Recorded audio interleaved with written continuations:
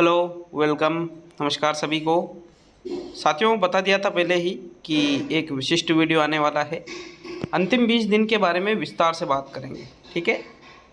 अच्छी तरह से 10 मिनट निकाल करके इस वीडियो को पूरा देख करके जाइएगा। हर एक वो चीज़ बताने वाला हूँ जो आपके माइंड में चल रही है। लास्ट टाइम में जो आपके माइंड में जो घबराहट हो रही है, लास्ट के 20-22 दिन जो बच रहे, इसमें आपको कैसे पेपर हल करना है, खुद को परीक्षा के लिए कैसे आपको तैयार करना है। हमें कई बार लगता है कि यार मुझे कुछ याद नहीं हो रहा है, घबराहट जैसी फीलिंग आ रही है, और साथ में किस प्रकार से आप वर्तमान में टेस्ट सीरीज या फिर कोई मॉडल पेपर हल करें ताकि आपकी जो तैयारी है, स्मार्ट स्टडी जिसको कहते हैं, वो अच्छे से हो सके। साथियों देखिएगा, पेपर में आपके पास 2.5 घंटे का समय होता है और यहाँ पर कैसे क्या करना है, खुद को कैसे तैयार करना है, उस सिलसिले में विस्तार पूर्वक बात करेंगे। तो चलिए शुरू करते हैं इस वीडियो को। तो साथियों, सबसे पहले हम बात करेंगे कि भाई अंतिम जो 20 दिन है, इसमें आपको पेपर को कैसे हल करना है। तो देखिएगा, समझिएगा, सोचिएगा। वीडियो अच्छा लगे तो लाइक शेयर भी वीडियो को ज़रूर करिएगा। साथियों, हम लगभग कई दिनों से, मतलब कई महीनों से, क्या सालों से तैयारी करते आ रहे हैं। बहुत सारे स्टूडेंट हैं जो महीनों तो हटा दो, 2 से 3 साल हो गए तैयारी करते करते। तो अब लास्ट ये जो टाइम आया है, इस टाइम में अपने को जो फीलिंग आती है कि यार ऐसा नहीं हो कि 2-3 साल से तैयारी कर रहा हूँ, 5-6 महीने से या साल भर से तैयारी कर रहा हूँ, और अगर मेरा सिलेक्शन नहीं होगा, इत्यादि कई सारी चीज़ें आपके माइंड में आती ही होगी। तो अब पेपर को कैसे हल करना है साथियों।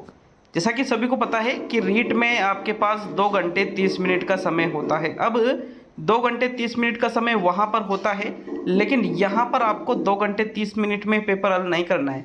कम से कम एक मॉडल पेपर तो अभी भी आप हल कर ही रहे होंगे। अब देखिए, हम एक दिन में यदि एक मॉडल पेपर हल कर रहे हैं तो लगभग यूँ मानो 22-23 दिन जो बच रहे हैं, तो हम 25 मॉडल पेपर हल कर लेंगे एग्जाम तक। 25 मॉडल पेपर से भी ज़्यादा आप चाहो तो 40 भी कर सकते हो साथियों, वो आपके ऊपर निर्भर करता है। बाकी इसमें एक और चीज़ ये है कि भाई पढ़ना कैसे है, इम्पोर्टेंट चीज़ ये भी आ जाती है। तो आप ये भी याद रखिएगा कि मॉडल पेपर तो आप हल कर ही रहे हो, लेकिन साथ में थ्योरी वाली चीज़ों को भी बिल्कुल ही छोड़ मत देना, ठीक है। थ्योरी भी आपको, अगर मान लो कि 15 घंटे पढ़ रहे हो, तो कम से कम 5 से 6 घंटे तो आपको थ्योरी पढ़नी ही पड़ेगी साथियों, ठीक है। कम से कम बता रहा हूँ, ज़्यादा भी पढ़ सकते हो। बाकी आप यहाँ पर जो टाइम लेते हो पेपर को हल करने में, तो किस प्रकार से आप मैनेजमेंट वर्तमान में कर रहे हो, थोड़ा समझ लीजिए बात को कि भाई 2.5 घंटे का आपका पेपर में टाइम होता है। अब यहाँ पर आपको कोशिश ये होना चाहिए कि 2 घंटे से 1 मिनट भी ज़्यादा नहीं लगे पेपर करने में। मैक्सिमम बता रहा हूँ 2 घंटे, 1.5 घंटे से लेकर के और 2 घंटे के बीच में अगर यहाँ पर पेपर हल कर रहे हो तो वहाँ पर टाइम नहीं घटेगा। लेकिन अगर यहाँ पर भी आप 2 घंटे से भी ज़्यादा लगा देते हो तो भाई साहब, आपका पेपर हल करने का तरीका बहुत ही गलत है साथियों। क्यों? क्योंकि यहाँ पर आप 2 घंटे लगा रहे हो तो वहाँ पेपर में प्रश्न छोड़ के आओगे। चाहे कितनी ही तैयारी कर लो, अगर प्रश्न छूट गए तो कुछ भी मतलब नहीं रहता है, ठीक है। तो इस चीज़ को अभी से समझो। आपके पास 20 दिन है, टारगेट रखो। एक रजिस्टर आपने उठा लिया, रजिस्टर उठा के जो मॉडल पेपर आप हल कर रहे हो, मॉडल पेपर को आपने सामने रख लिया। रजिस्टर में जैसे पहला क्वेश्चन है तो रजिस्टर में 1 लिख के, पहले में बी है तो बी लिख दिया, ठीक है। दूसरे में सी है तो सी लिख दिया। इस प्रकार से पूरे 150 प्रश्नों के आंसर एक रजिस्टर में मिला के बिल्कुल ईमानदारी से आंसर की से चेक करके, और कि भाई जितना ही आपका स्कोर बैठ रहा है उस हिसाब से उस पेपर को आप 2 घंटे से कम में ही करोगे। 2 घंटे से कम में अगर 2 घंटे हो गए और आपके प्रश्न छूट गए तो यूँ समझ लेना कि पेपर छूट गया है। कोशिश क्या रहेगी, 1.5 घंटे से 2 घंटे के बीच में आपका पेपर हल हो जाए। तो इस प्रकार से यदि आप पेपर रोजाना हल करते हो साथियों, तो इससे आपकी स्पीड भी अच्छी हो जाएगी और एग्जाम में भी आपको टाइम की प्रॉब्लम नहीं होगी। एक और ये चीज़ होती है कि हम पेपर को हल करते हैं, समझना बात को, बहुत ही इंपॉर्टेंट बात बता रहा हूँ कि जैसे मान लीजिए 150 प्रश्न है, 150 में से हमें 90-95 प्रश्न तो अच्छी तरह से आते हैं। बाकी के जो 50 से 55 प्रश्न जो है, 50, 55 या 60 प्रश्न, उनमें हमें कन्फ्यूजन होता है। तो साथियों, हम ऐसे भी कर सकते हैं कि जैसे मान लीजिए सबसे पहले हमें लगता है कि यार हिंदी मेरी अच्छी है, तो हिंदी के जो 30 क्वेश्चन हैं, 30 क्वेश्चनों में से मुझे 25 बिल्कुल अच्छी तरह से याद है, 5 में कन्फ्यूजन है। तो 30 में से 25 के निशान लगा लिए, 25 के गोले भर लिए, 5 क्वेश्चन छोड़ दिए और जो क्वेश्चन छोड़े हैं उनको पेपर में गोले लगा दो। भाई मैंने एक तो दूसरा क्वेश्चन छोड़ा है, एक मैंने 9वां क्वेश्चन छोड़ा है, एक मैंने 14वां क्वेश्चन छोड़ा है, एक मैंने 21वां छोड़ा है, 27वां छोड़ा है, बाकी के सारे मैंने गोले भर लिए और वो बाकी के सारे राइट है। तो 5 क्वेश्चन तो ये तो अपने को वैसे भी नहीं आते हैं, तो ये वैसे भी गलत हो सकते हैं, तो इनको छोड़ दो, इन पे रुको मत बिल्कुल भी, क्योंकि जहाँ पर आप 1 मिनट भी एक क्वेश्चन पे नहीं रुक सकते हो, ठीक है। बिल्कुल भी रुकना नहीं है किसी क्वेश्चन पे। ऐसा नहीं है कि एक क्वेश्चन के लिए आप 5 मिनट खराब कर देते हो, तो भैया सिलेक्शन ऐसे भी नहीं होता है। एक क्वेश्चन के लिए 5 मिनट कब खराब करते हैं, जब हम 149 क्वेश्चन हल कर लेते हैं और लास्ट क्वेश्चन बच रहा है हमारे पास 10 मिनट है, 5 मिनट है, तो उस क्वेश्चन के लिए 5 मिनट बिगाड़ सकते हो। अब देखिए, अब आपने इस प्रकार से जैसे हिंदी का कर लिया, फिर आपने संस्कृत का कर लिया, फिर आपने मान लीजिए ईवीएस का कर लिया या एसएसटी का कर लिया, साइकोलॉजी का कर लिया, मैथ साइंस का, जो भी आपको इजी टाइप के सब्जेक्ट लगते हैं ना, पहले उनके पेपर हल करना है साथियों। ऐसा नहीं है कि सबसे पहले आते ही साइकोलॉजी से भिड़ गए। साइकोलॉजी से वही भिड़ेगा जो सबसे पहले, जिसको पूरा विश्वास है कि नहीं मेरी सबसे मजबूत जो विषय है वो साइकोलॉजी ही है, और यहाँ पर मजबूत लग सकती है, पेपर में साइकोलॉजी किसी की मजबूत नहीं होती है, मैं पहले ही बता दे रहा हूँ।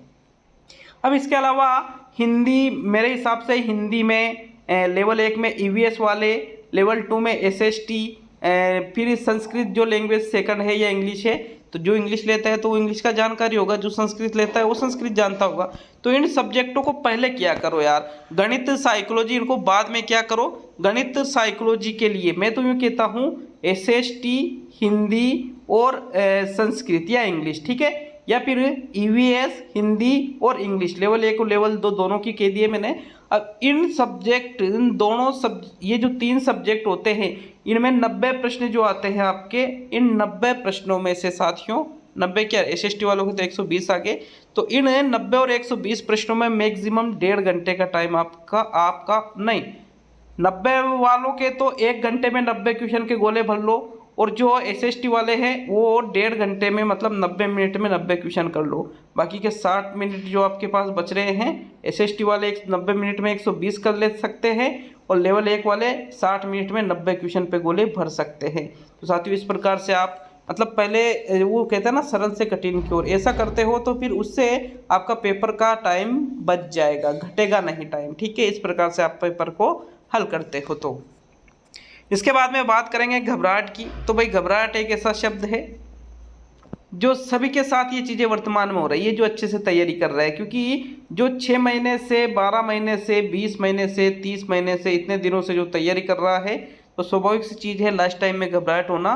तो कोई भी यूँ मत सोचो, जो 2 लाख 3 लाख जो कंपटीशन की दौड़ में है, 2 लाख 3 लाख जो स्टूडेंट जो पूर्ण रूप से कंपटीशन में है साथियों, तो उनके मन में घबराहट होना बिल्कुल स्वाभाविक सी चीज़ है। आपको इस चीज़ को नेगेटिव नहीं लेना है साथियों। घबराहट होती है, मन को शांत रखने की कोशिश करो, जहाँ तक हो पॉजिटिव सोचो कि यार नहीं, सभी के साथ हो रही है ये चीज़ घबराहट, ऐसा नहीं है कि भाई आपके साथ। जब मैं तैयारी कर रहा था तो मेरे साथ भी ये चीज़ हुई थी, तो फिर हमको बस यूँ है कि थोड़ा कंट्रोल करना है, खुद पे विश्वास रखना है कि नहीं मैं सिलेक्शन निकाल के रहूँगा साथियों।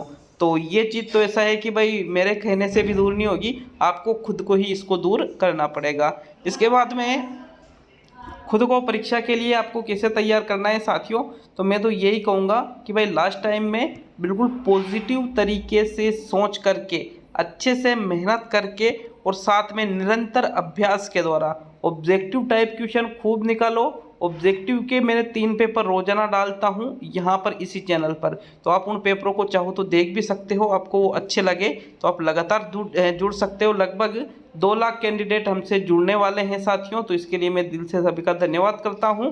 और जो रोजाना जो व्यूज़ आते हैं 2 लाख से भी ज़्यादा एक दिन में व्यूज़, मतलब 2 लाख टोटल वीडियोज़ पे 2 लाख प्लस व्यूज़ होते हैं साथियों, तो आप समझ सकते हो इस चीज़ को।